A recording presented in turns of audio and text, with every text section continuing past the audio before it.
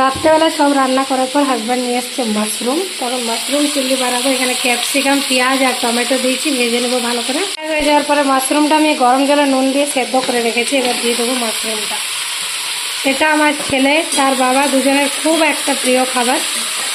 ওরা খুব খুব পছন্দ করে। তো 2 মিনিট লাগে এটা বানাতে। তো খুব তাড়াতাড়ি এটা রেডি হয়ে যাবে। দেখতেই পাচ্ছেন আমি খুব ভালো করে আগে ফ্রাই করে নেব মশলা দিয়ে।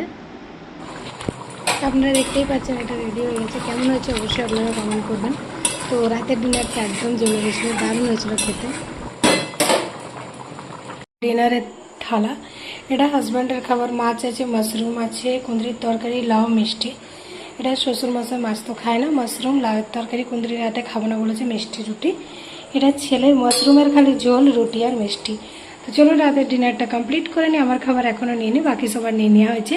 আর এখানে এই যে একটুখানি মাশরুম ছেলের কাল সকালের জন্য নিয়ে নিয়েছি। এবার আমি আমার খাবারটাও নিয়ে নেবো। তো রাতের ডিনারটা কেমন হয়েছে অবশ্যই কমেন্ট করবেন। গুড নাইট সবাইকে।